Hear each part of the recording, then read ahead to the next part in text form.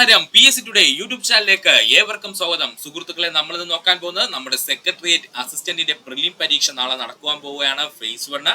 അതിനു വേണ്ടി ഒരു അല്പം കറണ്ട് അഫേഴ്സ് നമുക്കൊന്ന് പഠിക്കാം. സുഹൃത്തുക്കളെ, നമ്മളിവിടെ നോക്കാൻ പോകുന്ന കറണ്ട് അഫേഴ്സ് 2025 ജനുവരി മാസം മുതൽ മാർച്ച് മാസം. നമ്മുടെ വീഡിയോ ആദ്യമായി കാണുന്ന എല്ലാ സുഹൃത്തുക്കളും നമ്മുടെ ചാനൽ ഒന്ന് സബ്സ്ക്രൈബ് ചെയ്ത് സഹായിക്കുക. അതിനോടൊപ്പം തന്നെ നിങ്ങളുടെ വിലയേറിയ അഭിപ്രായങ്ങൾ കമന്റ് രൂപത്തിൽ രേഖപ്പെടുത്തുക.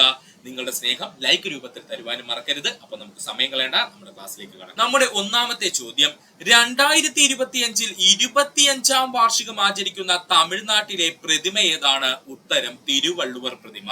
2025 25ാം വാർഷികം ആചരിക്കുന്ന തമിഴ്നാട്ടിലെ പ്രതിമ ഏതെന്ന് ചോദിച്ചാൽ തിരുവള്ളുവർ പ്രതിമയാണ്.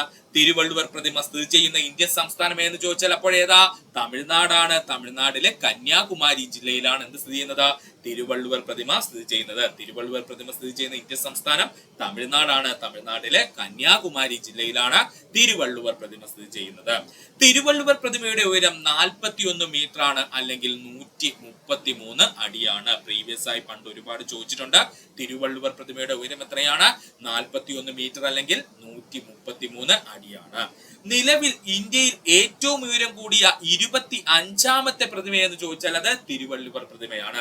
മൊത്തം 25ന്റെ കളിയാണ് അല്ലെ. നിലവിലെ ഇന്ത്യയിൽ ഏറ്റവും ഉയരം കൂടിയ 25ാമത്തെ പ്രതിമ എന്ന് ചോദിച്ചാൽ അത് തിരുവള്ളുവർ പ്രതിമയാണ്. 25ാം വാർഷികം പ്രമാണിച്ച് തിരുവള്ളുവർ പ്രതിമയ്ക്ക് സർക്കാർ നൽകിയ പുതിയ പേരാണ് ജ്ഞാനത്തിന്റെ പ്രതിമ. ജ്ഞാനത്തിന്റെ പ്രതിമ മറന്നുപോവല്ലേ. 25ാം വാർഷികം പ്രമാണിച്ച് തിരുവള്ളുവർ പ്രതിമയ്ക്ക് അവിടുത്തെ തമിഴ്നാട് സർക്കാർ നൽകിയ പുതിയ നാമം എന്താണ്? ജ്ഞാനത്തിന്റെ പ്രതിമ എന്നാണ്. കടലിന് കുറുകെയുള്ള ഇന്ത്യയിലെ ആദ്യത്തെ ഗ്ലാസ് പാലം നിലവിൽ വന്നത് കന്യാകുമാരി, തമിഴ്നാട്.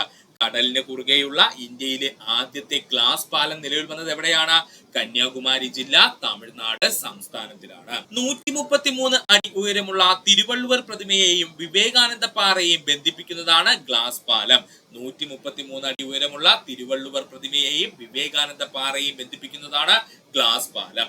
തിരുവള്ളുവർ പ്രതിമ സ്ഥാപിച്ചതിന്റെ രജത ജൂബിലി ആഘോഷങ്ങളുടെ ഭാഗമായാണ് ഗ്ലാസ് പാലം നിർമ്മിച്ചത്. അതായത് 25ാം വാർഷികം കേട്ടോ. തിരുവള്ളുവർ പ്രതിമ സ്ഥാപിച്ചതിന്റെ രജത ജൂബിലി ആഘോഷങ്ങളുടെ ഭാഗമായാണ് ഗ്ലാസ് പാലം നിർമ്മിച്ചത്. കന്യാകുമാരിയിൽ സ്ഥിതി ചെയ്യുന്ന ഗ്ലാസ് പാലത്തിന്റെ നീളം എത്രയാണെന്ന് ചോദിച്ചാൽ അത് 77 മീറ്റർ ആണ്. ഇമ്പോർട്ടന്റ് ആണ്, ഓർത്തു വെച്ചോളണേ. നമ്മുടെ കന്യാകുമാരി ജില്ലയിലെ സ്ഥാപിതമായ ഗ്ലാസ് ബ്രിഡ്ജിന്റെ നീളം എത്രയെന്ന് ചോദിച്ചാൽ അത് 77 മീറ്റർ ആണ്. ഇന്ത്യയിലെ ആദ്യത്തെ സീറോ വേസ്റ്റ് എയർപോർട്ട് എന്ന് ചോദിച്ചാൽ അത് ദേവി അഹല്യാഭായി ഹോൽക്കർ അന്താരാഷ്ട്ര വിമാനത്താവളം, ഇൻഡോർ. ശ്രദ്ധിച്ചോളണേ, ഇന്ത്യയിലെ ആദ്യത്തെ സീറോ വേസ്റ്റേജ് എയർപോർട്ട് ഏതെന്ന് ചോദിച്ചാല് ദേവി അഹല്യാഭായി ഹോൽക്കർ അന്താരാഷ്ട്ര വിമാനത്താവളം, ഇൻഡോർ ആണ്. വിമാനത്താവളത്തിലും വിമാനങ്ങളിലും നിന്നുള്ള മാലിന്യങ്ങൾ വേർതിരിക്കുന്നതിനും പുനരുപയോഗം ചെയ്യുന്നതിനും വേണ്ടിയുള്ള മെറ്റീരിയൽ റിക്കവറി ഫെസിലിറ്റി എന്ന സംവിധാനം ഉപയോഗിച്ചാണ് ഈ നേട്ടം കൈവരിച്ചത്. ഇമ്പോർട്ടന്റ് ആണ്. വിമാനത്താവളം, അതായത് ദേവി അഹല്യാഭായി ഹോൽക്കർ അന്താരാഷ്ട്ര വിമാനത്താവളത്തിലുള്ള വേസ്റ്റും അതുപോലെ വിമാനങ്ങളിൽ നിന്നും ലഭിക്കുന്ന മാലിന്യങ്ങൾ എന്നിവ വേർതിരിച്ച് പുനരുപയോഗം ചെയ്യുന്നതിന് വേണ്ടിയിട്ടുള്ള മെറ്റീരിയൽ റിക്കവറി ഫെസിലിറ്റി എന്ന സംവിധാനം ഉപയോഗിച്ചാണ് ഈ നേട്ടം കൈവരിച്ചത്. ദേവി അഹല്യാഭായ് ഹോൽക്കർ വിമാനത്താവളം സ്ഥിതി ചെയ്യുന്ന സംസ്ഥാനം മധ്യപ്രദേശാണ്. കാരണം എന്താ? ഇൻഡോർ മധ്യപ്രദേശിലാണ്. അതുകൊണ്ട് തന്നെ ദേവി അഹല്യാഭായ് ഹോൽക്കർ വിമാനത്താവളം സ്ഥിതി ചെയ്യുന്ന സംസ്ഥാനം ഏതാണ്? മധ്യപ്രദേശാണ്. മൂന്നാമത്തെ ചോദ്യം, 2025 ജനുവരിയിൽ ഇന്ത്യയിൽ റിപ്പോർട്ട് ചെയ്ത വൈറസ് ഏതാണെന്നാണ്? ഉത്തരം ഹ്യൂമൻ മെറ്റാപ് ന്യൂമോ വൈറസ് അഥവാ HMPV ആണ്. ഓർത്തോളം എന്താണ്? HMPV ആണ്. ഇമ്പോർട്ടന്റ് ആണ്. 2025 ജനുവരിയിൽ ഇന്ത്യയിൽ റിപ്പോർട്ട് ചെയ്ത വൈറസ് ഏതാ? ഹ്യൂമൻ മെറ്റാപ് ന്യൂമോ വൈറസ് ആണ്. ഇതിന്റെ ഷോർട്ട് ഫോം എന്താണ്? HMPV എന്നാണ്. ഹ്യൂമൻ മെറ്റാപ് ന്യൂമോ വൈറസ് ആദ്യമായി റിപ്പോർട്ട് ചെയ്ത ഇന്ത്യൻ സംസ്ഥാനം ബാംഗ്ലൂർ, കർണാടക. ഇമ്പോർട്ടന്റ് ആണ്. ഹ്യൂമൻ മെറ്റാപ് ന്യൂമോ വൈറസ് ആദ്യമായി റിപ്പോർട്ട് ചെയ്ത ഇന്ത്യൻ സംസ്ഥാനം ഏതാ? കർണാടകയാണ്. കർണാടകത്തിലെ ബാംഗ്ലൂരിലാണ് റിപ്പോർട്ട് ചെയ്തത്. ഹ്യൂമൻ മെറ്റാപ് ന്യൂമോ വൈറസ് ആദ്യമായി റിപ്പോർട്ട് ചെയ്ത രാജ്യം ചോദിക്കുകയാണെങ്കിൽ അത് നെതർലൻഡ്സ് ആണ്. 2001 റിപ്പോർട്ട് ചെയ്തത്. ഹ്യൂമൻ മെറ്റ ന്യൂമോ വൈറസ് ആദ്യമായി റിപ്പോർട്ട് ചെയ്ത രാജ്യമേതാ? നെതർലൻഡ്സ് ആണ്. വർഷം 2001. ഹ്യൂമൻ മെറ്റാപ്ന്യൂമോ വൈറസ് ബാധിക്കുന്നത് ശ്വസന വ്യവസ്ഥയാണ്, അല്ലെങ്കിൽ നമുക്ക് പറയാം ശ്വാസകോശം എന്ന് പറയുന്ന അവയവത്തെയാണ്. ഹ്യൂമൻ മെറ്റാപ്ന്യൂമോ വൈറസ് ബാധിക്കുന്നത് ശ്വസന വ്യവസ്ഥയാണ്, അല്ലെങ്കിൽ നമുക്ക് പറയാം ശ്വാസകോശത്തെയാണ്. ഹ്യൂമൻ മെറ്റാന്യൂമോസ് വൈറസ് ന്യൂമോ വിറിഡെ കുടുംബത്തിൽ പെടുന്നതാണ്. അതായത് നമ്മുടെ കോവിഡ് ഒക്കെ വരുന്നില്ലേ, അതേ സെയിം കുടുംബമായിട്ടുള്ള ന്യൂമോ വിറിഡെ കുടുംബത്തിൽ പെടുന്നതാണ് ആര്? ഈ ഹ്യൂമൻ മെറ്റാന്യൂമോസ് വൈറസ്.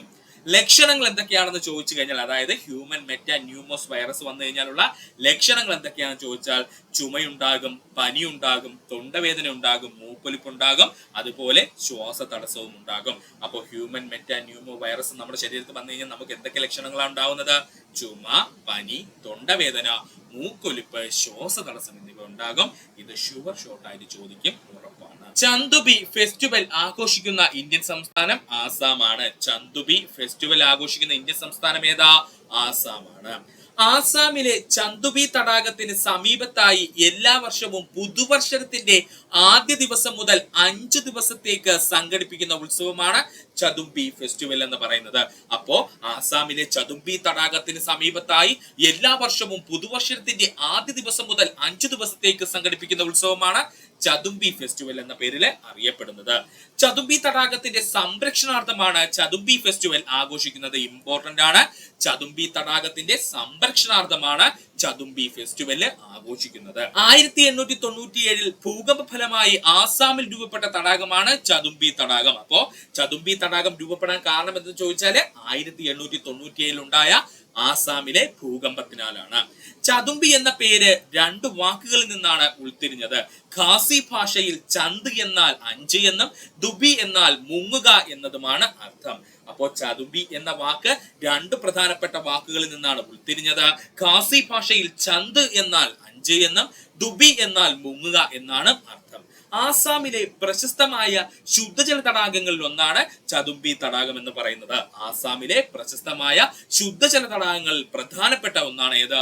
ചതുംബി തടാകം എന്ന് പറയുന്നത്. അതുകൂടെ സുഹൃത്തുക്കളെന്ന് ഓർക്കുക. ആദ്യമായി വോട്ടർ പട്ടികയിൽ ഇടം പിടിച്ച ആൻഡമാൻ നിക്കോബാർ ദ്വീപിലെ ഗോത്ര വിഭാഗമാണ് ജരാവ. ഇമ്പോർട്ടന്റ് ആണ്. ആദ്യമായി വോട്ടർ പട്ടികയിൽ ഇടം പിടിച്ച ആൻഡമാൻ നിക്കോബാർ ദ്വീപിലെ ഗോത്ര വിഭാഗം എന്ന് ചോദിച്ചാൽ അത് ജരാവയാണ്. ആൻഡമാൻ നിക്കോബാർ ദ്വീപിലെ ജരാവ ഗോത്രത്തിൽ നിന്നുള്ള 19 അംഗങ്ങളെയാണ് ഇന്ത്യൻ വോട്ടർ പട്ടികയിൽ ഉൾപ്പെടുത്തിയിട്ടുള്ളത്. ആൻഡമാൻ നിക്കോബാർ ദ്വീപുകളിലെ ജരാവ ഗോത്രത്തിൽ നിന്നുള്ള 19 അംഗങ്ങളെയാണ് ഇന്ത്യൻ വോട്ടർ പട്ടികയിൽ ഉൾപ്പെടുത്തിയിട്ടുള്ളത്. ആൻഡമാൻ ദ്വീപുകളിൽ താമസിക്കുന്ന ഒരു തദ്ദേശീയ ഗോത്രമാണ് ജരാവകൾ എന്നറിയപ്പെടുന്നത്. ആൻഡമാൻ ദ്വീപുകളിൽ താമസിക്കുന്ന ഒരു തദ്ദേശീയ ഗോത്രവർഗമാണ് ജരാവകൾ എന്ന് അറിയപ്പെടുന്നത്.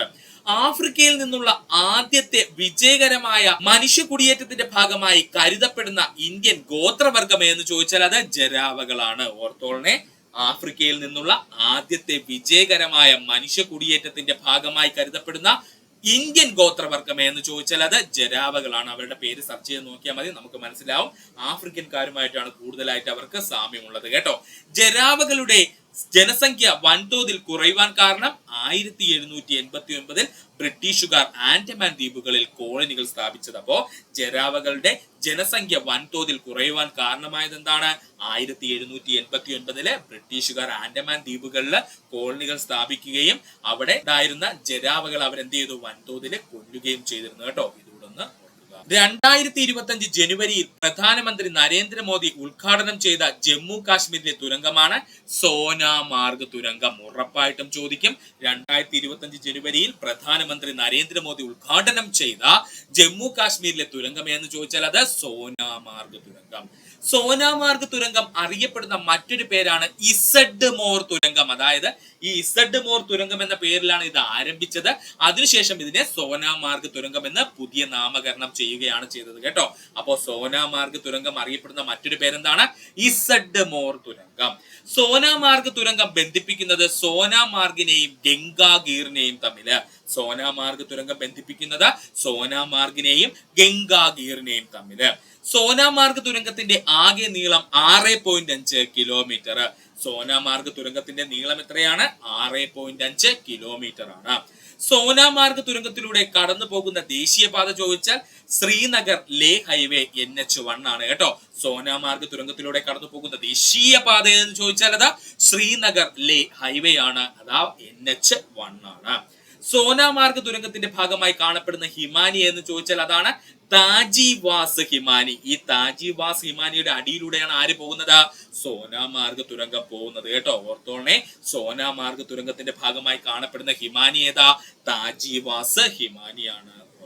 2025 ജനുവരി 15 സ്ഥാപിതമായതിന്റെ 180-ാം വർഷം പൂർത്തിയാക്കിയ വകുപ്പ് എന്ന് ചോദിച്ചാല് കേന്ദ്ര കാലാവസ്ഥാ വകുപ്പ് അഥവാ IMD.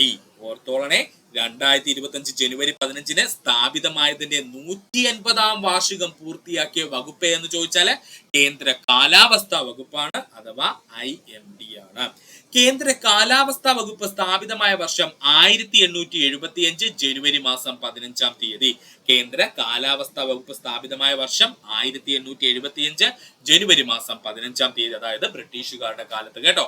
കേന്ദ്ര കാലാവസ്ഥാ വകുപ്പ് ഭൗമശാസ്ത്ര മന്ത്രാലയത്തിന് കീഴിലാണ് പ്രവർത്തിക്കുന്നത്. ഇമ്പോർട്ടന്റ് ആണ്, ഡിഗ്രി ലെവൽ പരീക്ഷയ്ക്ക് ഇതൊക്കെ നന്നായിട്ട് ഓർക്കണം.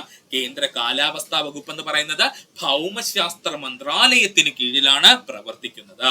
ഇന്ത്യൻ കാലാവസ്ഥാ വകുപ്പിന്റെ 180-ാം സ്ഥാപക ദിനാഘോഷത്തിൽ മിഷൻ മൗസിം സംരംഭത്തിന് തുടക്കം കുറിക്കുകയും IMD വിഷൻ 2047 രേഖ പുറത്തിറക്കുകയും ചെയ്തു. ഇമ്പോർട്ടന്റ് ആണ്. ഇന്ത്യൻ കാലാവസ്ഥാ വകുപ്പിന്റെ 180-ാം സ്ഥാപക ദിനാഘോഷ വേളയില് മിഷൻ മൗസിം സംരംഭത്തിന് തുടക്കം കുറിക്കുകയും IMD വിഷൻ 2047 രേഖ പുറത്തിറക്കുകയും ചെയ്തു. ഇനി നമുക്ക് എന്താണ് മിഷൻ മൗസത്തിന്റെ ലക്ഷ്യങ്ങളെന്ന് നോക്കാം.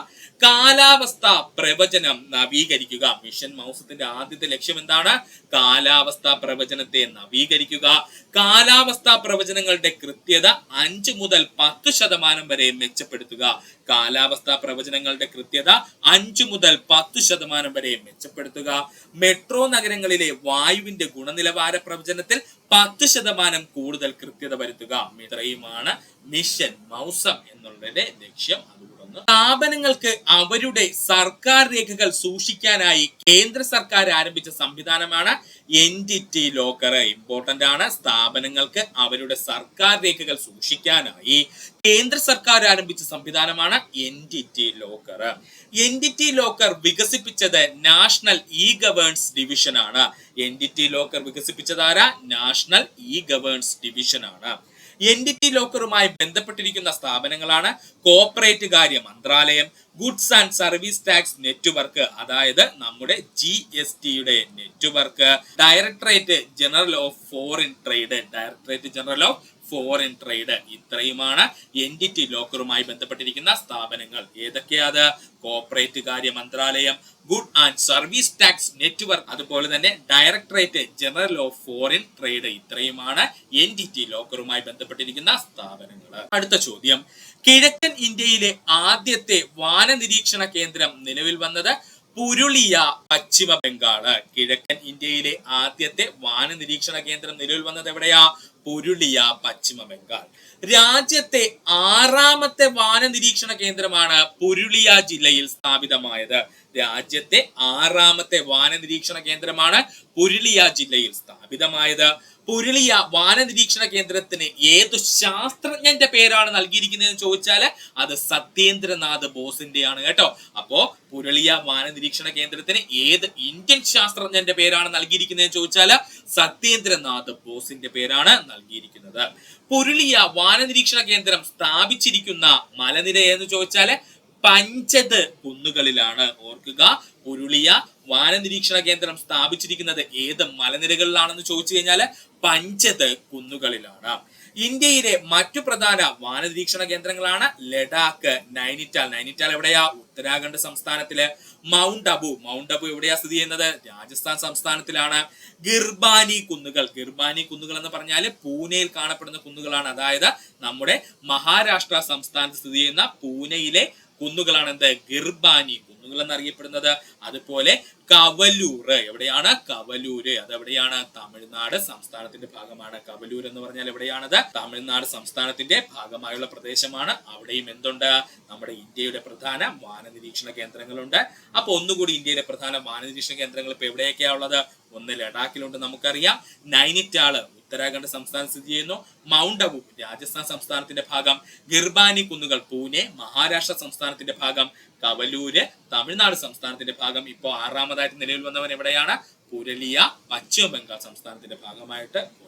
സ്വതന്ത്ര ഇന്ത്യയിൽ ഏക സിവിൽ കോഡ് അഥവാ UCC പ്രാബല്യത്തിൽ വന്ന ആദ്യ സംസ്ഥാനം ഉത്തരാഖണ്ഡ്. എല്ലാവർക്കും കൺഫ്യൂഷൻ ഉണ്ടാവും, തിരുത്തി പറഞ്ഞു തരാം. സ്വതന്ത്ര ഇന്ത്യയിൽ ഏക സിവിൽ കോഡ് അഥവാ UCC പ്രാബല്യത്തിൽ വന്ന ആദ്യ സംസ്ഥാനം ഏതാ? ഉത്തരാഖണ്ഡാണ്. ഇന്ത്യയിലുടനീളമുള്ള എല്ലാ പൗരന്മാർക്കും ഒരു ഏകീകൃത സിവിൽ കോഡ് സ്ഥാപിക്കാൻ സംസ്ഥാനം പ്രവർത്തിക്കണമെന്ന് പ്രതിപാദിക്കുന്ന ഭരണഘടനാ അനുച്ഛേദമാണ് അനുച്ഛേദം 44. അതായത് നമ്മുടെ ഏകീകൃത സിവിൽ കോഡിനെ കുറിച്ച് പ്രതിപാദിക്കുന്ന അനുച്ഛേദം എന്ന് ചോദിച്ചാൽ അനുച്ഛേദം 44 ആണ്. ഈ അനുച്ഛേദത്തിൽ എന്താ പറഞ്ഞിരിക്കുന്നത്? ഇന്ത്യയിലുടനീളമുള്ള എല്ലാ പൗരന്മാർക്കും ഒരു ഏകീകൃത സിവിൽ കോഡ് സ്ഥാപിക്കാൻ സംസ്ഥാനം പ്രവർത്തിക്കണമെന്ന് ഇങ്ങനെ പറയുന്ന ഭരണഘടന അനുച്ഛേദം ഏതാ? അനുച്ഛേദം 44. ഏകീകൃത സിവിൽ കോഡ് ഉൾപ്പെടുത്തിയിരിക്കുന്നത് നിർദ്ദേശക തത്വങ്ങളിലാണ്. ഏകീകൃത സിവിൽ കോഡ് ഉൾപ്പെടുത്തിയിരിക്കുന്നത് നിർദ്ദേശക തത്വങ്ങളിലാണ്. അപ്പൊ ഉത്തരാഖണ്ഡ് സംസ്ഥാനത്തില് ഇപ്പോ ഏകീകൃത സിവിൽ കോഡ് വന്നു എന്ന് പറഞ്ഞിട്ട് നമുക്ക് കോടതിയിൽ പോയി കേസ് കൊടുക്കാൻ പറ്റില്ല. കാരണം എന്താ? അവിടെ നിർദ്ദേശക തത്വങ്ങൾക്കുള്ളിലാണ് ആരെ വെച്ചിരിക്കുന്നത്? ഏകീകൃത സിവിൽ കോഡിനെ വെച്ചിരിക്കുന്നത്. യൂണിഫോം സിവിൽ കോഡ് സർക്കാരിന്റെ വിവേചന അധികാരത്തിൽ ഉൾപ്പെടുന്നു. ഇതും ഇമ്പോർട്ടന്റ് ആണ്, ചോദിക്കും. യൂണിഫോം സിവിൽ കോഡ് എന്ന് പറയുന്നത് സർക്കാരിന്റെ വിവേചന അധികാരത്തിൽ ഉൾപ്പെടുത്തിയിരിക്കുന്നതാണ്. ഇനിയാണ് സുഹൃത്തുക്കൾക്ക് കൺഫ്യൂഷൻ ഉള്ള പോയിന്റിലേക്ക് വരുന്നത്. 1867 വീണ്ടും പറയുന്നു, 1867 പോർച്ചുഗീസ് സിവിൽ കോഡ് പിന്തുടരുന്ന ഗോവയിൽ മാത്രമാണ് ഇന്ത്യയിലെ യൂണിഫോം സിവിൽ കോഡ് നിലനിൽക്കുന്നത്. അതായത് ഗോവയിലെ യൂണിഫോം സിവിൽ കോഡ് നിലവിൽ വരുന്ന സമയത്ത് ഇന്ത്യ സ്വതന്ത്രമല്ലായിരുന്നു. സെറ്റാണ്. 1867 പോർച്ചുഗീസ് സിവിൽ കോഡ് പിന്തുടരുന്ന ഗോവയിൽ മാത്രമായിരുന്നു ഇന്ത്യയിലെ യൂണിഫോം സിവിൽ കോഡ് നിലനിന്നിരുന്നത്. അതുകൊണ്ടാണ് നമ്മൾ PSC പഠിക്കുന്ന എല്ലാ ഉദ്യോഗാർത്ഥികളും യൂണിഫോം സിവിൽ കോഡ് ആദ്യമായി നിലവിൽ വന്ന ഇന്ത്യൻ സംസ്ഥാനം ഗോവ ഗോവ ഗോവ എന്ന് പറഞ്ഞ് നമ്മൾ പഠിച്ചു തുടങ്ങിയത്. ഓക്കെയാണ്, അതിന്റെ കാരണം മനസ്സിലായല്ലോ. അപ്പൊ ഗോവയിലെ യൂണിഫോം സിവിൽ കോഡ് നിലവിൽ വരുന്ന സമയത്ത് ഇന്ത്യ സ്വതന്ത്രമല്ലായിരുന്നു. അതുകൊണ്ടാണ് സ്വതന്ത്ര ഇന്ത്യയിലെ ആദ്യത്തെ യൂണിഫോം സിവിൽ കോഡ് പ്രാബല്യത്തിൽ വന്ന സംസ്ഥാനം ആരായത്?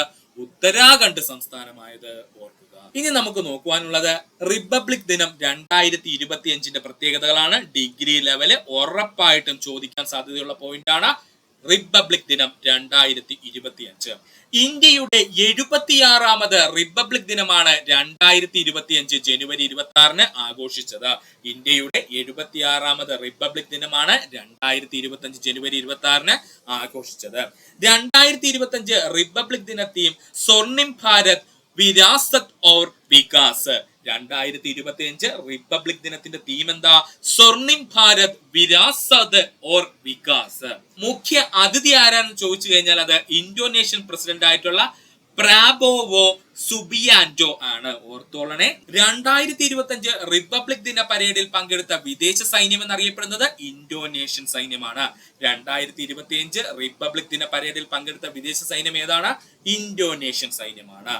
ട്രൈ സർവീസ് ടാബ്ലോ ആദ്യമായി അവതരിപ്പിക്കപ്പെട്ടത് 2025 റിപ്പബ്ലിക് ദിന പരേഡിലാണ്. അതായത് നമ്മുടെ ഇന്ത്യൻ എയർഫോഴ്സും ഇന്ത്യൻ നേവിയും അതുപോലെ തന്നെ ഇന്ത്യൻ ആർമിയും കൂടിച്ചേർന്നുകൊണ്ട് ട്രൈ സർവീസ് ടാബ്ലോ ആദ്യമായിട്ട് നമ്മുടെ റിപ്പബ്ലിക് ചരിത്രത്തിൽ തന്നെ അവതരിപ്പിക്കുന്നത് 2025 റിപ്പബ്ലിക് ദിന പരേഡിലാണ്. 2025 റിപ്പബ്ലിക് ദിനത്തിൽ ഇടിക്കൊപ്പക ബൊമ്മാലു എന്ന പരിസ്ഥിതി സൗഹാർദ്ദ കളിപ്പാട്ടങ്ങൾ അവതരിപ്പിച്ച സംസ്ഥാനം ആന്ധ്രാപ്രദേശ് ആണ്. ടാബ്ലോയിലാണ് കേട്ടോ, ഇമ്പോർട്ടന്റ് ആണ് കേട്ടോ. പരിസ്ഥിതിയുമായി ബന്ധപ്പെട്ടുകൊണ്ട് PSC ചോദിക്കും. 2025 റിപ്പബ്ലിക് ദിനത്തിൽ ഇടിക്കൊപ്പക ബൊമ്മാളു എന്ന പരിസ്ഥിതി സൗഹാർദ്ദ കളിപ്പാട്ടങ്ങൾ അവതരിപ്പിച്ച സംസ്ഥാനം ആന്ധ്രാപ്രദേശ് ആണ്. അത് ടാബ്ലോ വിഭാഗത്തിലാണ് അവരെ അവതരിപ്പിച്ചത്.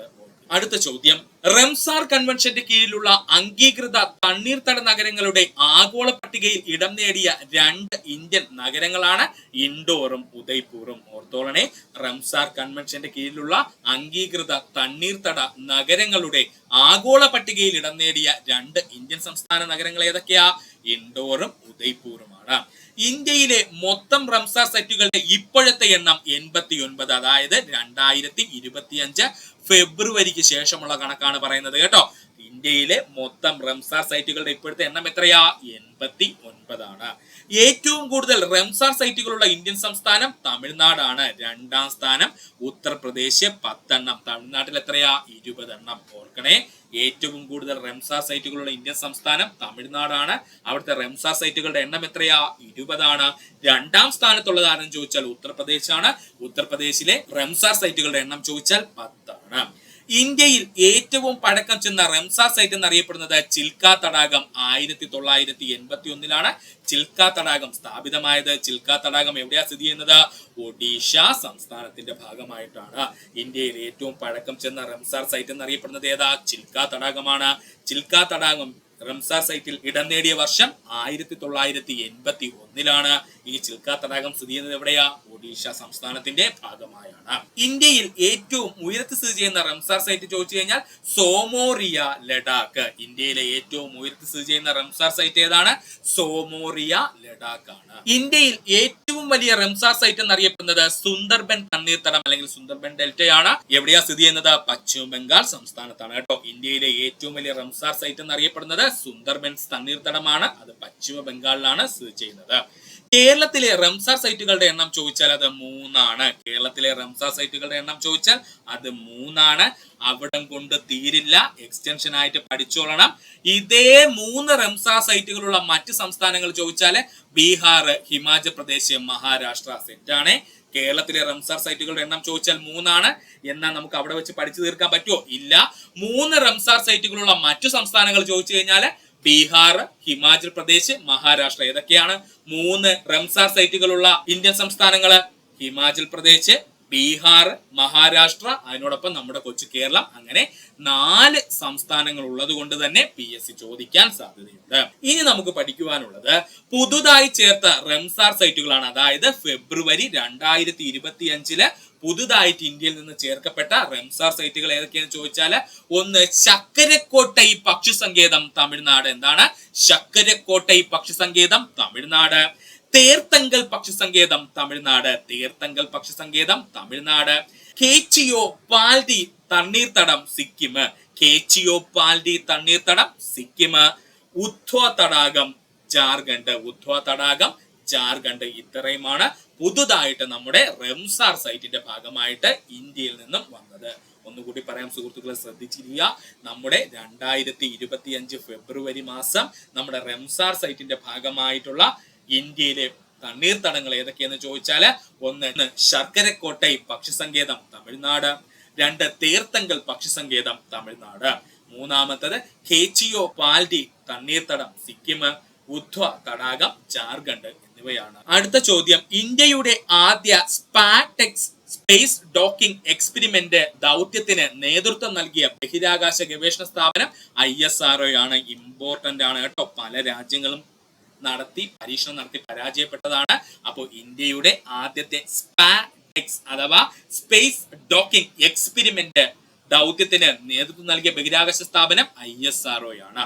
2 കൃത്രിമ ഉപഗ്രഹങ്ങളെ ബഹിരാകാശത്ത് വെച്ച് കൂട്ടിച്ചേർക്കുന്ന അതിസങ്കീർണമായ ഡോക്കിംഗ് പരീക്ഷണ ദൗത്യമാണ് സ്പാടെക്സ് എന്ന പേരിൽ അറിയപ്പെടുന്നത്. അപ്പൊ എന്താ സ്പാടെക്സ് എന്ന് ചോദിച്ചു കഴിഞ്ഞാല്, 2 കൃത്രിമ ഉപഗ്രഹങ്ങളെ ബഹിരാകാശത്ത് വെച്ച് കൂട്ടിച്ചേർക്കുന്ന അതിസങ്കീർണമായ ഡോക്കിംഗ് പരീക്ഷണ ദൗത്യത്തിനെയാണ് സ്പാടെക്സ് എന്ന പേരിൽ അറിയപ്പെടുന്നത്. സ്പാടെക്സ് ദൗത്യത്തിൽ ഉൾപ്പെട്ട എന്തൊക്കെയാന്ന് ചോദിച്ചാല് SDX-01 എന്നറിയപ്പെടുന്ന ചേസറും അതുപോലെ തന്നെ XDX-02 എന്നറിയപ്പെടുന്ന ടാർഗറ്റ് ഉപഗ്രഹങ്ങളുമാണ്. ഇവര് തമ്മിലാണ് എന്ത് ചെയ്തത്? യോജിച്ചത് അല്ലെങ്കിൽ സംയോജിച്ചത് കേട്ടോ. അപ്പോ സ്പാടെക്സിന്റെ ദൗത്യത്തില് 2 പ്രധാനപ്പെട്ട ഉപഗ്രഹങ്ങൾ ഉണ്ട് എന്ന് നമ്മൾ പറഞ്ഞിരുന്നു. അതിൽ ഒന്നാമത്തെ ആരെന്ന് ചോദിച്ചാല് SDX-01 എന്ന് പറയുന്ന ചേസറും അതുപോലെ തന്നെ SDX-02 എന്ന് പറയുന്ന ടാർഗറ്റ് ഉപഗ്രഹവുമായിരുന്നു ഉണ്ടായിരുന്നത്.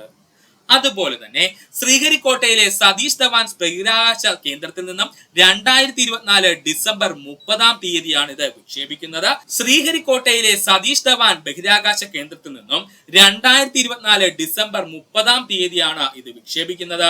നമ്മുടെ സ്പാഡെക്സ് എന്ന് പറയുന്ന ഉപഗ്രഹങ്ങളുടെ കൂട്ടത്തിനെ നമ്മുടെ സ്പേസിൽ എത്തിച്ച വിക്ഷേപണ വാഹനം എന്ന് ചോദിച്ചാൽ അത് PSLV C-60 ആണ്. ഓർത്തോളനെ, PSLV C-60 ആണ് എന്ത് ചെയ്തത്, നമ്മുടെ ഈ സ്പാഡെക്സ് എന്ന് പറയുന്ന ദൗത്യത്തിനെ എവിടെ എത്തിച്ചത്, ബഹിരാകാശത്ത് എത്തിച്ചത്. ഇതുകൂടെ സുഹൃത്തുക്കളൊന്ന് ഓർത്തു വെക്കുക. ഡോക്കിംഗ് സാങ്കേതിക വിദ്യ സ്വന്തമായുള്ള 4ാമത്തെ രാജ്യമാണ് ഇന്ത്യ. ആദ്യത്തെ രാജ്യം അമേരിക്ക, 2ാമത്തെ രാജ്യം റഷ്യ, 3ാമത്തെ രാജ്യമാരാണ് ചൈന എന്നിവയ്ക്ക് മാത്രമേ ഉള്ളൂ എവിടെ ബഹിരാകാശത്ത് വെച്ച് 2 സാറ്റലൈറ്റുകൾ തമ്മിൽ ഡോക്ക് ചെയ്യാനുള്ള സാങ്കേതിക വിദ്യയുള്ളൂ. അത് തന്നെയാണ് ഇമ്പോർട്ടന്റും PSC ചോദിക്കാനുള്ള സാധ്യത കൂട്ടുന്നത്. ഡോക്കിംഗ് സാങ്കേതിക വിദ്യ സ്വന്തമായിട്ടുള്ള ഇപ്പോൾ 4ാമത്തെ രാജ്യം ആരായി, നമ്മുടെ ഇന്ത്യയായി. 1ാമത്തെ രാജ്യം അമേരിക്കയായിരുന്നു, 2ാമത്തെ രാജ്യം റഷ്യ ആയിരുന്നു, 3ാമത്തെ രാജ്യം ചൈനയായിരുന്നു.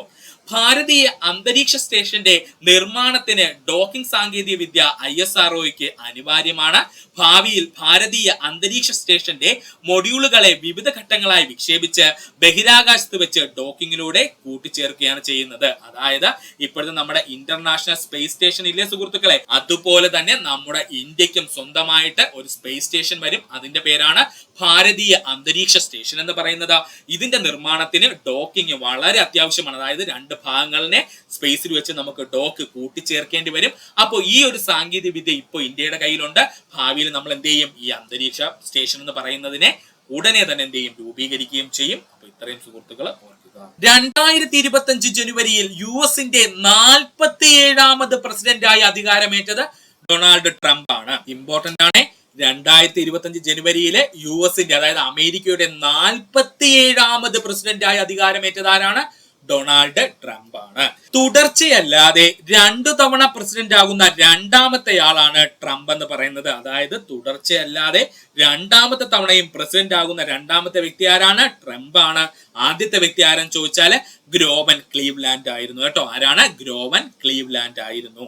2016 ട്രംപ് ആദ്യമായി അമേരിക്കൻ പ്രസിഡന്റായി തിരഞ്ഞെടുക്കപ്പെട്ടത്. 2016 ട്രംപ് ആദ്യമായി അമേരിക്കൻ പ്രസിഡന്റായിട്ട് തിരഞ്ഞെടുക്കപ്പെട്ടത്. അധികാരമേറ്റ ഏറ്റവും പ്രായം കൂടിയ പ്രസിഡന്റ് എന്ന റെക്കോർഡ് ട്രംപ് സ്വന്തമാക്കിയതാണ്. ഇതിൽ ഏറ്റവും ഇമ്പോർട്ടന്റ്, അധികാരമേറ്റ അമേരിക്കയുടെ ചരിത്രത്തിൽ തന്നെ അധികാരമേറ്റ ഏറ്റവും പ്രായം കൂടിയ പ്രസിഡന്റ് ആരെന്ന് ചോദിച്ചു കഴിഞ്ഞാൽ അത് ഡൊണാൾഡ് ട്രംപ് ആണ്. അതുകൂടെ സുഹൃത്തുക്കളൊന്ന് ഓർക്കുക. അടുത്ത ചോദ്യം, 2025 ഹെൻലി പാസ്പോർട്ട് സൂചികയിൽ 1ാം സ്ഥാനം നേടിയ രാജ്യം സിംഗപ്പൂരാണ്. ഈ ഹെൻലി പാസ്പോർട്ടിന്റെ നന്നായിട്ട് ഓർത്തോളണേ. ഡിഗ്രി ലെവൽ ഒരുപാട് ക്വസ്റ്റ്യൻ പേപ്പറിൽ പണ്ട് ചോദിച്ചിട്ടുണ്ട്. 2025 ഹെൻലി പാസ്പോർട്ട് സൂചികയിൽ 1ാം സ്ഥാനം നേടിയ രാജ്യം സിംഗപ്പൂര്. 2ാം സ്ഥാനം ജപ്പാൻ. 2ാം സ്ഥാനം നേടിയ രാജ്യം ഏതാണ്, ജപ്പാനാണ്. 3ാം സ്ഥാനം നേടിയ രാജ്യങ്ങള് Finland, France, Germany, Italy, South Korea, Spain എന്നിവയാണ്. ഇമ്പോർട്ടന്റ് ആണ്. ഇത്രയും രാജ്യങ്ങളുള്ളതുകൊണ്ട് ചോദിക്കും. 3ാം സ്ഥാനം നേടിയ രാജ്യങ്ങൾ ഏതൊക്കെയാ ഹെൻലി പാസ്പോർട്ട് സൂചികയില്, Finland, France, Germany, Italy, South Korea, Spain എന്നിവയാണ്.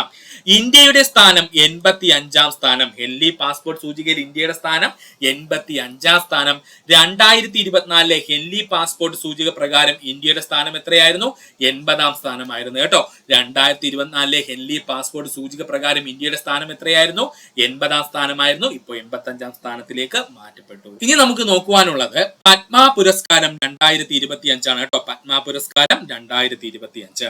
2025 പത്മവിഭൂഷൺ പുരസ്കാരത്തിന് അർഹത നേടിയ വ്യക്തികളുടെ എണ്ണം 7. 2025 പത്മവിഭൂഷൺ പുരസ്കാരത്തിന് അർഹത നേടിയ വ്യക്തികളുടെ എണ്ണം എത്രയാ, 7 ആണ്. 2025 പത്മഭൂഷൺ പുരസ്കാരത്തിന് അർഹരായ വ്യക്തികളുടെ എണ്ണം 19. 2025 പത്മഭൂഷൺ പുരസ്കാരത്തിന് അർഹരായ വ്യക്തികളുടെ എണ്ണം 19. 2025 പത്മശ്രീ പുരസ്കാരത്തിന് അർഹരായവരുടെ എണ്ണം ചോദിച്ചു കഴിഞ്ഞാൽ അത് 113 ആണ്. 2025 പത്മശ്രീ പുരസ്കാരത്തിന് അർഹരായവരുടെ എണ്ണം ചോദിച്ചാൽ എത്രയായിരുന്നു, 113 ആയിരുന്നു. ഓർക്കുക. 2025 പത്മശ്രീ ജേതാക്കളെയാണ് നമ്മൾ ആദ്യം നോക്കാൻ പോകുന്നത്. 2025 പത്മശ്രീ ജേതാക്കളെ മലയാളികള് IM വിജയൻ ആരാ? നമുക്ക് എല്ലാവർക്കും അറിയാം. ഇന്ത്യയുടെ ഫുട്ബോൾ താരമായിരുന്നു അദ്ദേഹം. അതുപോലെ തന്നെ K ഓമനക്കുട്ടി അവര് സംഗീതജ്ഞയാണ് കേട്ടോ. അപ്പോ 2025 പത്മശ്രീ നേടിയ മലയാളികൾ ആരൊക്കെയെന്ന് ചോദിച്ചാൽ IM വിജയൻ മുൻ ഇന്ത്യൻ ഫുട്ബോൾ താരമായിരുന്നു അദ്ദേഹം. അതുപോലെ തന്നെ K ഓമനക്കുട്ടി അവരൊരു സംഗീതജ്ഞയാണ്. ഇനി മറ്റു പ്രധാന വ്യക്തിത്വങ്ങൾ ആരൊക്കെയെന്ന് ചോദിച്ചാൽ 2025 പത്മശ്രീ നേടിയത് ആരൊക്കെയെന്ന് ചോദിച്ചാൽ R അശ്വിൻ ക്രിക്കറ്റ് താരം, ലിബ ലോബോ സർദേശായി സ്വാതന്ത്ര്യ സമര സേനാനി, അർജിത് സിംഗ് നമ്മുടെ ഗായകനായിട്ടുള്ള അർജിത് സിംഗ്, ഹർവീന്ദർ സിംഗ് താരമായിട്ടുള്ള ഹർവീന്ദർ സിംഗ്, വേലുവാശാൻ വാദ്യ സംഗീതജ്ഞനാണ് കേട്ടോ. വേലുവാശാൻ എന്ന് പറയുന്നത് തമിഴ്നാട് സ്വദേശിയാണ്. പേര് കേൾക്കുമ്പോൾ മലയാളിയായിട്ടൊക്കെ തോന്നും. വേലുവാശാൻ വാദ്യ സംഗീതജ്ഞനാണ്. അതുപോലെ ബാട്ടുൽ ബീഗം നാടോടി ഗായികയാണ്. ബാട്ടുൽ ബീഗം നാടോടി ഗായികയാണ്. ഇത്രയും നമ്മൾ ഓർത്തു വെച്ചോളണം. അവർ ഏത് മേഖലയിലാണ് പ്രശസ്തരെന്നൂടെ ഓർത്തുകൊള്ളണം, ചോദിക്കും. അപ്പൊ ഒന്നുകൂടി പറയാം, മറ്റു പ്രധാന വ്യക്തിത്വങ്ങൾ ഏതൊക്കെയാ 2025 പത്മശ്രീ നേടിയത്? R അശ്വിൻ ക്രിക്കറ്റ് താരം, ലിബ ലോബോ സർദേശായി സ്വാതന്ത്ര്യ സമര സേനാനി, അർജിത് സിംഗ് ഗായകൻ, ഹർവീന്ദർ സിംഗ് അത്ലറ്റ് താരം, വേലുവാശാൻ വാദ്യ സംഗീതജ്ഞൻ, ബാട്ടുൽ ബീഗം നാടോടി ഗായിക എന്നിവരാണ്. 2025 പത്മവിഭൂഷൺ നേടിയ മലയാളികൾ ആരൊക്കെയെന്ന് ചോദിച്ചാൽ ഒരൊറ്റ വ്യക്തിയേ ഉള്ളൂ, MD വാസുദേവൻ നായർ. അദ്ദേഹം സാഹിത്യകാരനാണ്. അദ്ദേഹത്തിന് മരണാനന്തര ബഹുമതിയാണ് ലഭിച്ചത്. ഇതുപോലെ തന്നെ PSC കഴിഞ്ഞ ദിവസം നടന്ന സെക്രട്ടേറിയറ്റ് ഓഫീസ് അറ്റൻഡറുടെ മെയിൻ എക്സാമിന് ചോദിച്ചിരുന്നു. അപ്പൊ ഇമ്പോർട്ടൻസ് മനസ്സിലായല്ലോ. 2025 പത്മവിഭൂഷൺ നേടിയ മലയാളി ഒരൊറ്റ വ്യക്തിക്കേ ഉള്ളൂ. ആരാണ്? MD വാസുദേവൻ നായർ. അദ്ദേഹം സാഹിത്യ മേഖലയിലെ പ്രശസ്തനാണ്. അദ്ദേഹത്തിന് മരണാനന്തര ബഹുമതിയായിട്ടാണ് പത്മവിഭൂഷൺ ലഭിച്ചത്. മറ്റു വ്യക്തിത്വങ്ങൾ ആരൊക്കെയെന്ന് ചോദിച്ചാൽ ശാരദാ സിൻഹ ഫോക്ക് ഗായികയാണ്. അവർക്ക് മരണാനന്തര ബഹുമതിയായിട്ടാണ് ലഭിച്ചത്.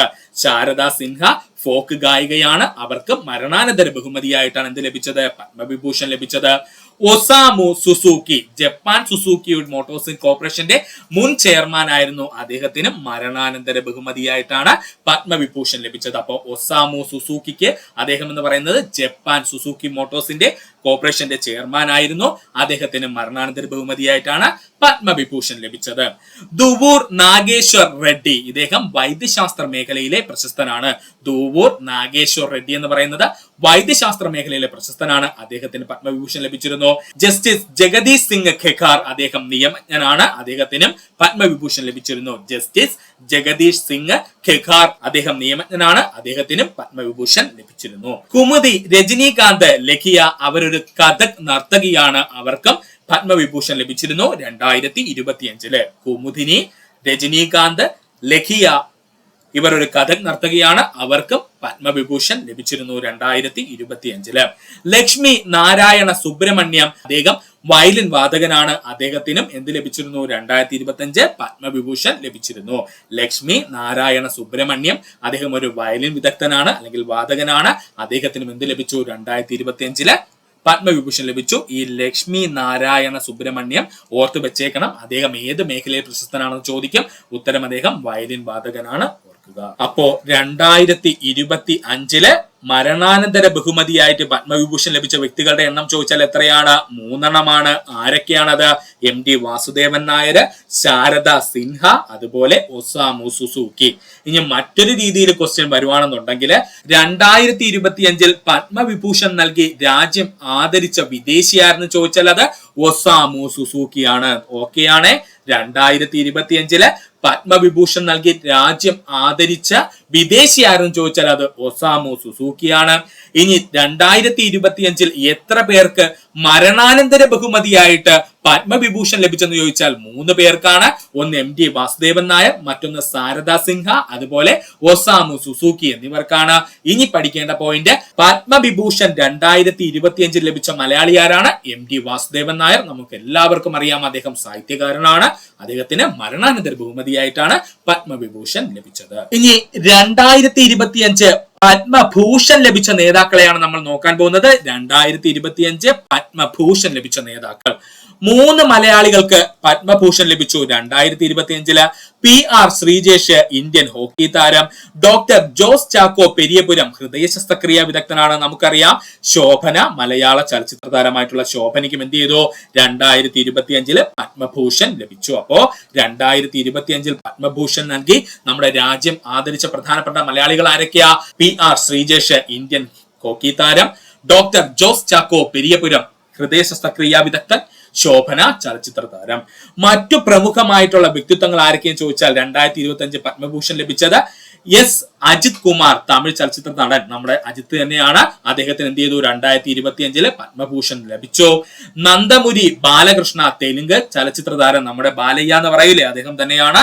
നന്ദമുരി ബാലകൃഷ്ണ അദ്ദേഹത്തിന് എന്ത് ലഭിച്ചു 2025 പത്മഭൂഷൺ ലഭിച്ചു. അദ്ദേഹം ഒരു തെലുങ്ക് ചലച്ചിത്ര നടനാണ്. പങ്കജ് ഉദാസ് ഗായകനാണ്. അദ്ദേഹത്തിന് മരണാനന്തര ബഹുമതിയായിട്ടാണ് എന്ത് ലഭിച്ചത്? പത്മഭൂഷൺ ലഭിച്ചത്. മനോഹർ ജോഷി മഹാരാഷ്ട്ര മുൻ മുഖ്യമന്ത്രിയാണ്. അദ്ദേഹത്തിന് മരണാനന്തര ബഹുമതിയായിട്ട് എന്ത് പത്മഭൂഷൺ ലഭിച്ചത്? സുശീൽ കുമാർ മോദി ബീഹാർ മുൻ ഉപമുഖ്യമന്ത്രിയായിരുന്നു. അദ്ദേഹത്തിന് മരണാനന്തര ബഹുമതിയായിട്ടാണ് പത്മഭൂഷൺ എന്ത് ചെയ്തത്? നൽകിയത്. ഇവിടെ ഓർത്ത് വെക്കേണ്ടത് തമിഴ്നാട്ടിൽ നിന്നും 2025 പത്മഭൂഷൺ ലഭിച്ച നടനായിരുന്നു ചോദിച്ചാൽ അജിത് കുമാർ, അതായത് അജിത്താണ്. അതുപോലെ തന്നെ 2025 പത്മഭൂഷൺ നേടിയ തെലുങ്ക് ചലച്ചിത്ര നടനാണെന്ന് ചോദിച്ചാൽ അത് നന്ദപുരി ബാലകൃഷ്ണ, നമ്മൾ ബാലയ്യ എന്ന് വിളിക്കുന്ന നടനാണ്. അതുപോലെ തന്നെ ഇനി നമുക്ക് ഓർക്കാനുള്ളത് 2025 മരണാനന്തര ബഹുമതിയായിട്ട് പത്മഭൂഷൺ ലഭിച്ച വ്യക്തികളുടെ എണ്ണം ചോദിച്ചു കഴിഞ്ഞാൽ 3 ആരൊക്കെയാണത്?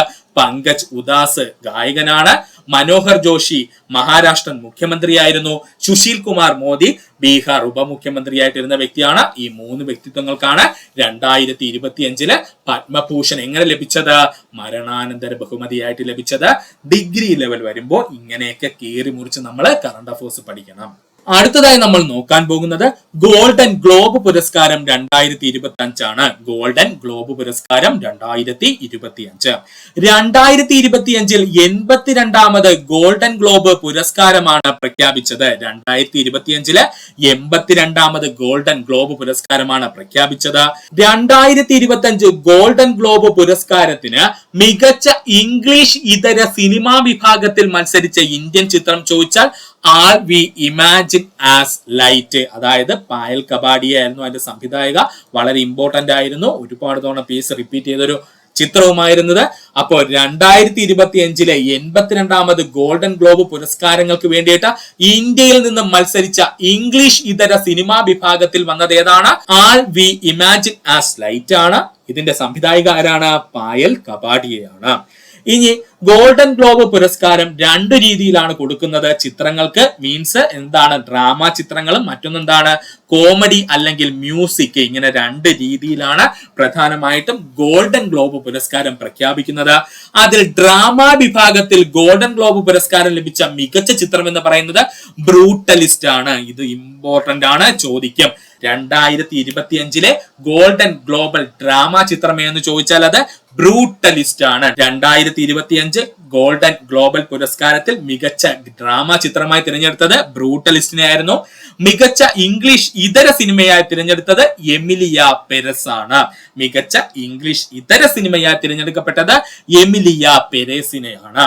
മികച്ച ആനിമേഷൻ ചിത്രം ഫ്ലോയാണ്. മികച്ച ആനിമേഷൻ ചിത്രം ഏതാണ്? ഫ്ലോയാണ്. മികച്ച സംവിധായകനായി തിരഞ്ഞെടുത്തത് ബ്രാഡി കോർബറ്റിനെയാണ്. അദ്ദേഹമാണ് ബ്രൂട്ടലിസ്റ്റിന്റെ സംവിധായകൻ എന്ന് പറയുന്നത്. അപ്പോൾ 2025 ഗോൾഡൻ ഗ്ലോബ് പുരസ്കാരം ലഭിച്ച മികച്ച സംവിധായകൻ ആരാണ്? ബ്രാഡി കോർബറ്റ് ആണ്. അദ്ദേഹം ഏത് സിനിമയുടെ സംവിധായകനാ? ബ്രൂട്ടലിസ്റ്റ് സിനിമയുടെ സംവിധായകനാണ്. മികച്ച നടൻ ഡ്രാമ വിഭാഗത്തിൽ കിട്ടിയത് ആഡ്രിയൻ ബ്രോഡിയാണ്. അദ്ദേഹം ബ്രൂട്ടലിസ്റ്റ് എന്ന് പറയുന്ന ചിത്രത്തിന്റെ നടനായിരുന്നു. അപ്പൊ മികച്ച നടനായിട്ട് സെലക്ട് ചെയ്തത് ആരെയാണ്? ഡ്രാമ വിഭാഗത്തില് ആഡ്രിയൻ ബ്രോഡിനെയാണ്. ഈ ആഡ്രിയൻ ബ്രോഡി എന്ന് പറയുന്നത് ബ്രൂട്ടലിസ്റ്റിന്റെ നടനാണ്. മികച്ച നടിയായി തിരഞ്ഞെടുക്കപ്പെട്ടത് ഡ്രാമ വിഭാഗം ഫെർണാണ്ട ടോറസ് ആണ്. മികച്ച നടിയായിട്ട് തിരഞ്ഞെടുക്കപ്പെട്ടത് ആരാണ്? ഡ്രാമ വിഭാഗത്തില് ഫെർണാണ്ട ടോറസ് ആണ്. ഇവർ അഭിനയിച്ച ചിത്രം ഏതെന്ന് ചോദിച്ചാൽ ഐ ആം സ്റ്റിൽ ഹിയർ എന്നുള്ളതാണ്. അപ്പൊ ഫെർണാണ്ട ടോറസ് അഭിനയിച്ച ചിത്രം ഏതാണ്? ഐ ആം സ്റ്റിൽ ഹിയർ എന്നുള്ള ചലച്ചിത്രമാണ്, ഓർക്കുക. ഇനി ഗോൾഡൻ ഗ്ലോബ് പുരസ്കാരം 2025 മ്യൂസിക് ആൻഡ് കോമഡി ചിത്രം എന്ന് ചോദിച്ചാല്, മ്യൂസിക് ആൻഡ് കോമഡി ചിത്രങ്ങളുടെ മേഖലയിൽ ഏതിനാണ് ലഭിച്ചതെന്ന് ചോദിച്ചാല് മികച്ച ചിത്രം എമിലിയ പെരസ്, മികച്ച ചിത്രമായി സെലക്ട് ചെയ്ത ഏതാണ്? എമിലിയ പെരേസിനെയാണ്. മികച്ച നടനായി തിരഞ്ഞെടുക്കപ്പെട്ടത് മ്യൂസിക് ആൻഡ് കോമഡി വിഭാഗത്തില് സെബാസ്റ്റ്യൻ സ്റ്റാർ ആണ്, എ ഡിഫറന്റ് മാന്. ഓർത്തോളനെ, മ്യൂസിക് ആൻഡ് കോമഡി വിഭാഗത്തിൽ 2025 ഗോൾഡൻ പുരസ്കാരം ലഭിച്ച മികച്ച ചിത്രം ഏതാണ്? എമിലിയെ പെരേസ് ആണ്. ഇതൊരു ഇംഗ്ലീഷ് ഇതര ചിത്രമാണ്, നമ്മൾ ഓൾറെഡി പറഞ്ഞു കഴിഞ്ഞു. ഇനി രണ്ടാമത്തെ പോയിന്റ് എന്താണ്? മ്യൂസിക് ആൻഡ് കോമഡി വിഭാഗത്തിൽ വരുന്ന ഗോൾഡൻ ഗ്ലോബ് പുരസ്കാരം നേടിയ നടൻ ആരാണെന്ന് ചോദിച്ചാല് സെബാസ്റ്റ്യൻ സ്റ്റാർ ആണ്. പുള്ളിക്കാരന്റെ ചിത്രം ഏതായിരുന്നു? എ ഡിഫറന്റ് മാൻ ആയിരുന്നു. പേരും ഡിഫറന്റ് അല്ലെ, അതുകൊണ്ട് ഡിഫറന്റ് മാൻ ആയിരുന്നു.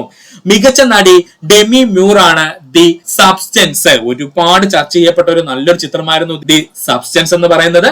അതിൽ അഭിനയത്തിന് മികച്ച നടിയായിട്ട് ആർക്ക് ലഭിച്ചു? ഡെമി മൂറിന് ലഭിച്ചു. മികച്ച സഹനടൻ കിരൺ കുൽക്കിൻ, അദ്ദേഹത്തിന്റെ ചിത്രമേന്ന് ചോദിച്ചാൽ എ റിയൽ പെയിൻ ആണ്. അപ്പൊ മികച്ച സഹനടനായിട്ട് സെലക്ട് ചെയ്യപ്പെട്ടത് ആരെയാണ്? മ്യൂസിക് ആൻഡ് കോമഡി മേഖലയിൽ നിന്നും കിരൺ കുൽക്കിനെയാണ്.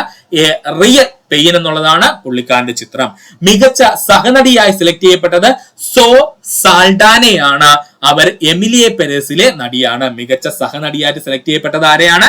സോ സാൽഡാനെയാണ്. അവരുടെ ചിത്രം ഏതായിരുന്നു? എമിലിയ പെരേസ് ആയിരുന്നു, ഓർക്കുക. ഇനി നമുക്ക് നോക്കുവാനുള്ളത് 2025 ആനുകാലിക സംഭവങ്ങളും അതും കായിക മേഖലയുമായിട്ട് ബന്ധപ്പെട്ടാണ് കേട്ടോ. ഡിഗ്രി ലെവൽ ഒത്തിരി ചോദ്യങ്ങൾ കായിക മേഖലയിൽ നിന്ന് നമുക്ക് പ്രതീക്ഷിക്കാം. അപ്പൊ നമുക്ക് നോക്കാം 2025 ആനുകാലിക സംഭവങ്ങളിലെ കായിക മേഖല.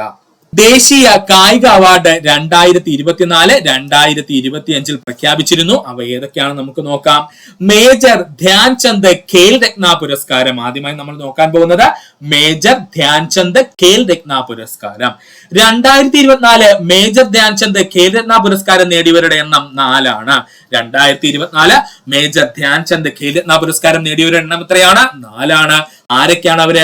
ഡി ഗുഹേഷ് ചെസ് താരം, മനു ഭാക്കർ ഷൂട്ടിംഗ് താരം, ഹർമൻ പ്രീത് സിംഗ് ഹോക്കി താരം, പ്രവീൺ കുമാർ ഹൈജമ്പ് പാര അത്ലറ്റിക് താരം. ഈ 4 പേരുകൾ ഓർത്തു വെച്ചോളണേ.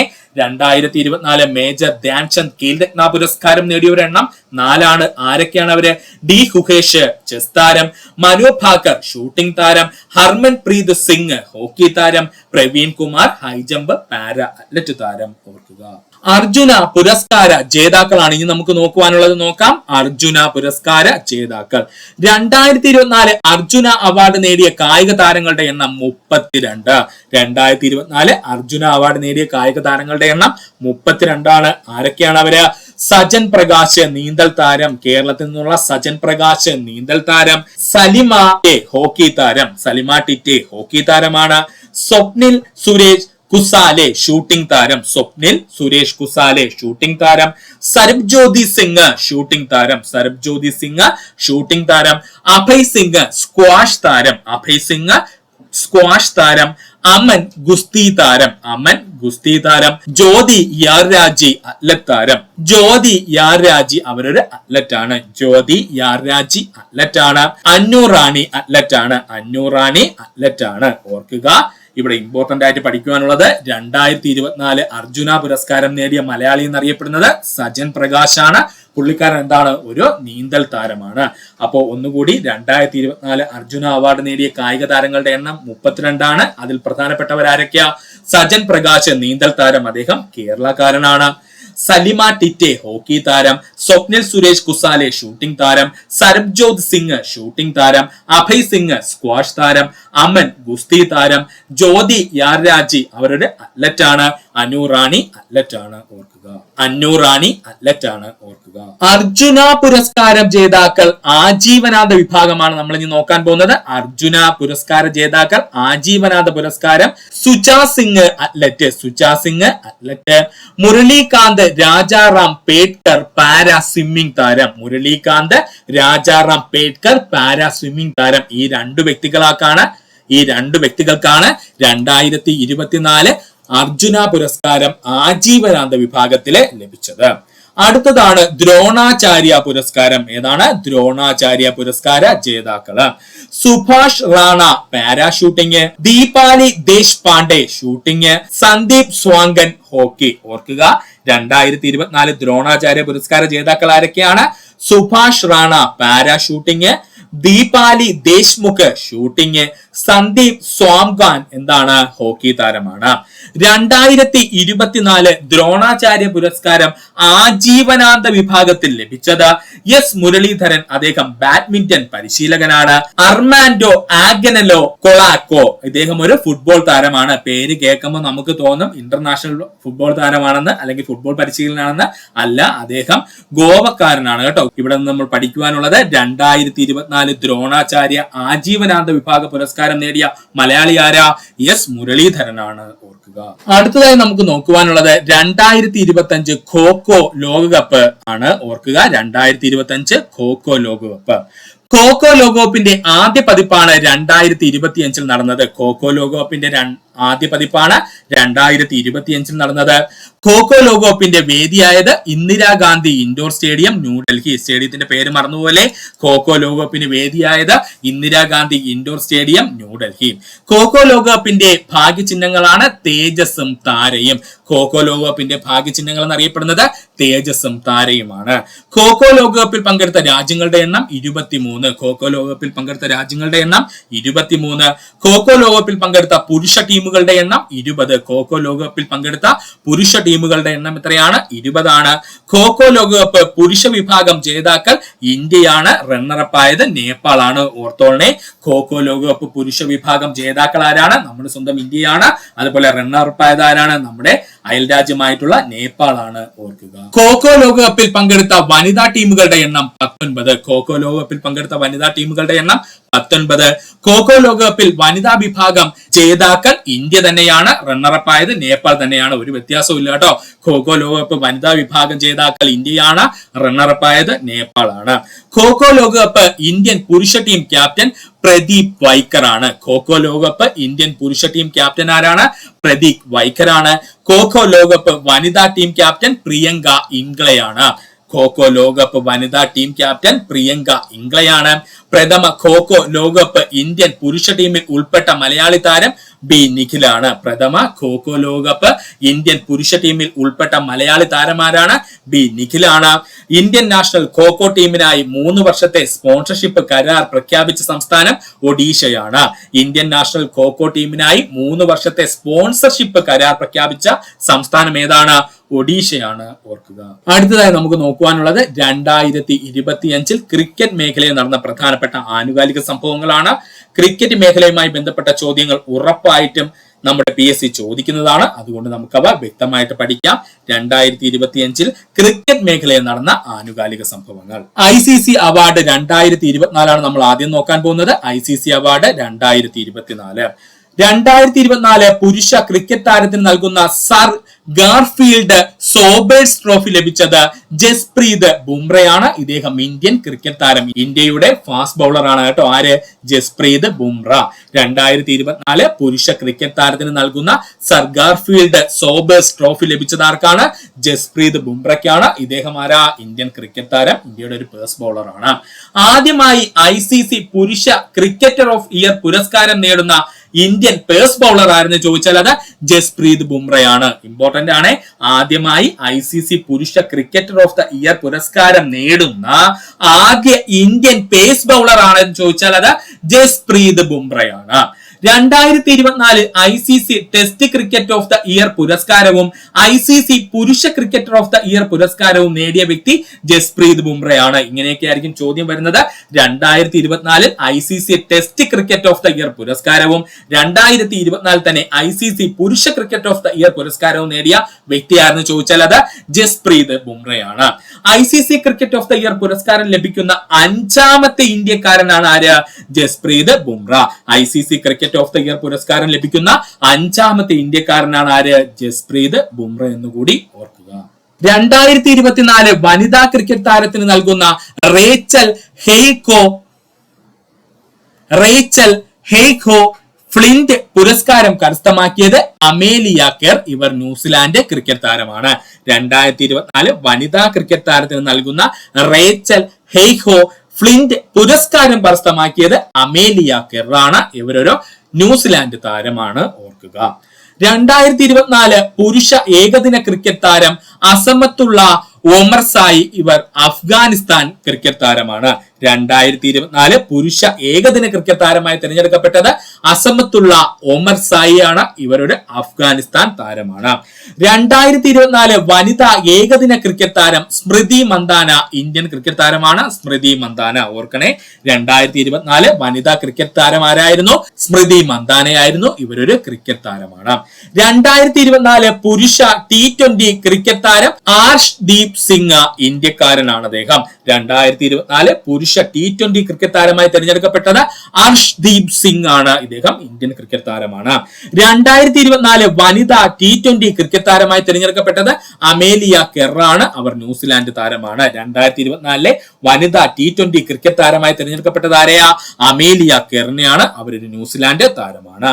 2024 എമർജിംഗ് പുരുഷ ക്രിക്കറ്ററായി തിരഞ്ഞെടുത്തത് കാമിന്ദു മെർഡിൻസ്. ശ്രീലങ്കൻ കളിക്കാരനാണ് അദ്ദേഹം. 2024 എമർജിംഗ് പുരുഷ ക്രിക്കറ്ററായി തിരഞ്ഞെടുത്ത ആരെയാണ്? കാമിന്ദു മെൻഡീസിനെയാണ്. ഇദ്ദേഹം ഒരു ശ്രീലങ്കൻ ക്രിക്കറ്റ് താരമാണ്. 2024 എമർജിംഗ് വനിതാ ക്രിക്കറ്ററായി തിരഞ്ഞെടുത്തത് ആനറി ഡെർക്ക് സെൻ ആണ്. ഇവരൊരു ദക്ഷിണാഫ്രിക്കൻ ക്രിക്കറ്റ് താരമാണ്. 2024 എമർജിംഗ് വനിതാ ക്രിക്കറ്ററായി തിരഞ്ഞെടുക്കപ്പെട്ടത് ആനറി ഡെർക്ക് സെന്നിനെയാണ്. ഇവരൊരു ദക്ഷിണാഫ്രിക്കൻ ക്രിക്കറ്റ് താരമാണ്, ഓർക്കുക. ഇനി നമുക്ക് നോക്കുവാനുള്ളത് അണ്ടർ 90 വനിതാ 2020 ലോകകപ്പ് 2025 ആണ്. അണ്ടർ 90 വനിതാ 2020 ലോകകപ്പ് രണ്ടാമത് പതിപ്പാണ് 2025 നടന്നത്. അണ്ടർ 90 വനിതാ 2020 ലോകകപ്പ് രണ്ടാമത് പതിപ്പാണ് 2025 നടന്നത്. അണ്ടർ 90 വനിതാ 2020 ലോകകപ്പ് 2025 വേദി മലേഷ്യ. അണ്ടർ 90 വനിതാ 2020 ലോകകപ്പ് 2025 വേദി മലേഷ്യയാണ്.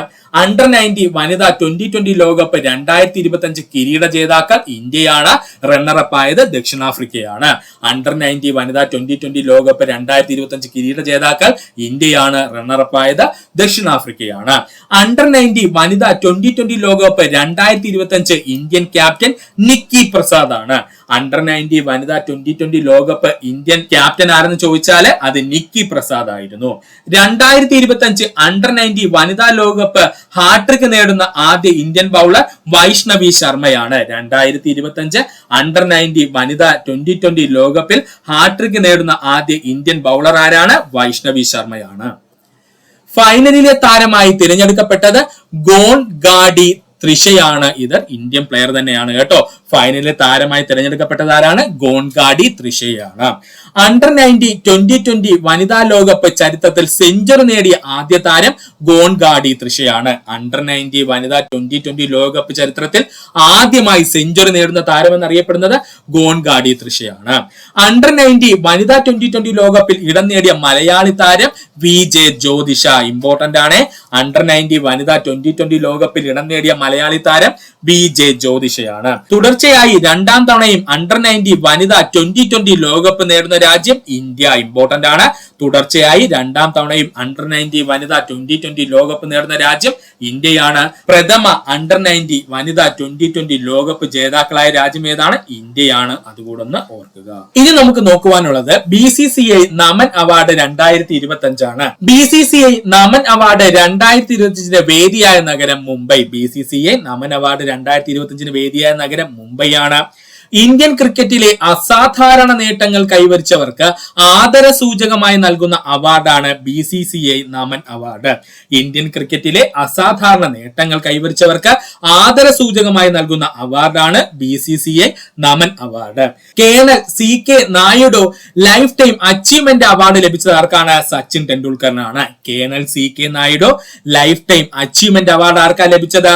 സച്ചിൻ ടെണ്ടുൽക്കറിനാണ്. മികച്ച പുരുഷ അന്താരാഷ്ട്ര ക്രിക്കറ്റ് താരങ്ങൾക്ക് നൽകുന്ന പോളി ഒമിഗ്രൻ അവാർഡ് ലഭിച്ചത് ജസ്പ്രീത് ബുംറയ്ക്കാണ്. മികച്ച പുരുഷ അന്താരാഷ്ട്ര ക്രിക്കറ്റ് താരങ്ങൾക്ക് നൽകുന്ന പോളി ഒമിഗ്രൻ അവാർഡ് ലഭിച്ചത് ആർക്കാണ്? ജസ്പ്രീത് ബുംറയ്ക്കാണ്. മൂന്നാം തവണയും പോളി ഉമിഗ്രർ അവാർഡ് ലഭിച്ച ഇന്ത്യൻ ബൗളിംഗ് താരം ജസ്പ്രീത് ബുംറയാണ്. മൂന്നാം തവണയും പോളി ഉമിഗ്രർ അവാർഡ് ലഭിച്ച ഇന്ത്യൻ ബൗളിംഗ് താരം ആരാ സുഹൃത്തുക്കളെ? ജസ്പ്രീത് ബുംറയാണ്. മികച്ച വനിതാ അന്താരാഷ്ട്ര ക്രിക്കറ്റ് താരത്തിന് ലഭിച്ചത് സ്മൃതി മന്ദാനയ്ക്കാണ്. മികച്ച വനിതാ അന്താരാഷ്ട്ര ക്രിക്കറ്റ് താരമായിട്ട് ലഭിച്ചത് ആർക്കാണ്? സ്മൃതി മന്ദാനയ്ക്കാണ്. നാലാം തവണയും മികച്ച അന്താരാഷ്ട്ര വനിതാ ക്രിക്കറ്റ് താര പുരസ്കാരം നേടിയ ഇന്ത്യൻ വനിതാ ക്രിക്കറ്റ് താരം ആരെന്ന് ചോദിച്ചാൽ അത് സ്മൃതി മന്ദാനയാണ്. നാലാം തവണയും മികച്ച അന്താരാഷ്ട്ര വനിതാ ക്രിക്കറ്റ് താര പുരസ്കാരം നേടിയ ഇന്ത്യൻ വനിതാ ക്രിക്കറ്റർ ആരാ? സ്മൃതി മന്ദാനയാണ്. വനിതാ ഏകദിന ക്രിക്കറ്റിൽ ഏറ്റവും വേഗത്തിൽ സെഞ്ചുറി നേടുന്ന ഇന്ത്യൻ താരം എന്ന റെക്കോർഡ് സ്വന്തമാക്കിയത് സ്മൃതി മന്ദാനയാണ്. വനിതാ ഏകദിന ക്രിക്കറ്റിൽ ഏറ്റവും വേഗത്തിൽ സെഞ്ചുറി നേടുന്ന ഇന്ത്യൻ താരം എന്ന റെക്കോർഡ് സ്വന്തമാക്കിയത് ആരാ? സ്മൃതി മന്ദാനയാണ്. മികച്ച വനിതാ അന്താരാഷ്ട്ര അരങ്ങേറ്റ താരമായി ലഭിച്ചത് ആശാ ശോഭനയ്ക്കാണ്. മികച്ച വനിതാ അന്താരാഷ്ട്ര അരങ്ങേറ്റ താരമായി ലഭിച്ചത് ആശാ ശോഭനയ്ക്കാണ്. മികച്ച പുരുഷ അന്താരാഷ്ട്ര അരങ്ങേറ്റ താരം സർഫറാസ് ഖാൻ ആണ്. മികച്ച പുരുഷ അന്താരാഷ്ട്ര അരങ്ങേറ്റ താരമായി ലഭിച്ചത് സർഫറാസ് ഖാൻ ആണ്. ഓർക്കുക. അടുത്തതായി നമ്മൾ നോക്കാൻ പോകുന്നത് BCC Indian sports women's award 2024 ആണ്. BCC Indian sports women's award 2024. BCC Indian sportswoman of the year ആയി തിരഞ്ഞെടുക്കപ്പെട്ടത് മനു ഭാക്കർ ഷൂട്ടിംഗ് താരമാണ്. BCC Indian sportswoman of the year ആയി തിരഞ്ഞെടുക്കപ്പെട്ടത് മനു ഭാക്കർ ഷൂട്ടിംഗ് താരമാണ്. നമുക്കറിയാം 2021 BCC emerging player of the year ആയി തിരഞ്ഞെടുക്കപ്പെട്ട വനിത മനു ഭാക്കർ ആണ്. ഇങ്ങനെയൊക്കെ ചോദിക്കും. 2021 BCCയുടെ emerging player of the year ആയി തിരഞ്ഞെടുക്കപ്പെട്ട വനിത മനു ഭാക്കർ ആണ്.